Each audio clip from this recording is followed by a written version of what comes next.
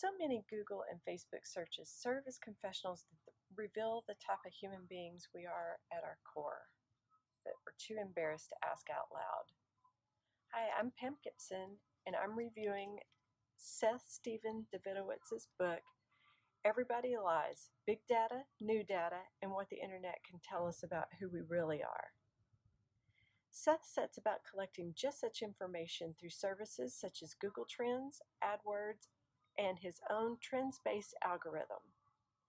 Seth previously worked at Google and is an occasional column contributor to the New York Times.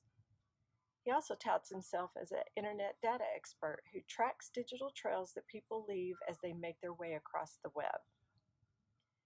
And so it is that we come to find ourselves, Republican or Democrat, to be racist, depressed, incestuous, researchers of murderous plots, sex fiends, haters, cheaters, genital obsessed, and most of all, liars.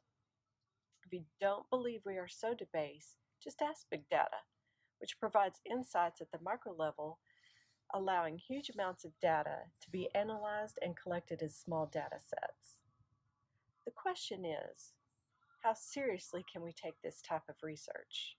Best-selling author Steven Pinker points out, all the world is indeed a lab, and thinks Seth's research can help us discover ourselves, amounting to conclusions that are as stimulating as they are confusing.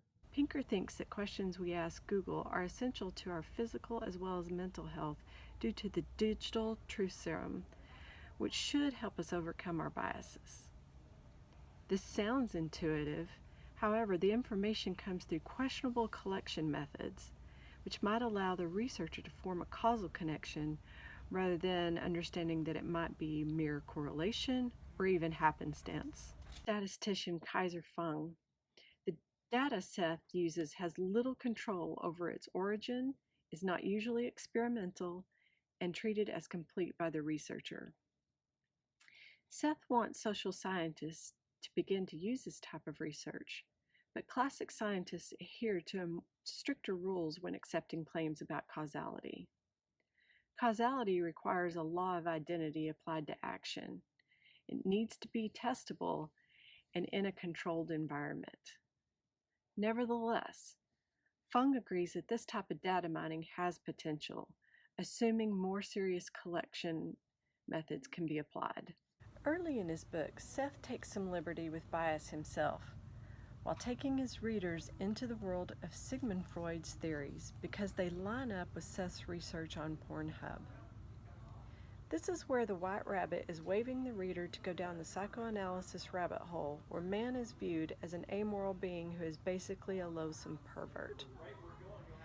This type of psychoanalysis is an underlying current throughout the remaining chapters of the book. However, maybe there is something to Freud's theories after all.